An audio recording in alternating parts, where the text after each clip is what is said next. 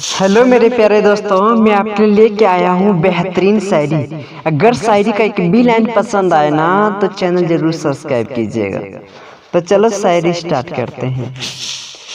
प्यार क्या होता हम नहीं जानते, प्यार क्या होता हम नहीं जानते, अपनी ही जिंदगी को हम अपना नहीं मानते, अपनी ही जिंदगी को हम अपना नहीं मानते।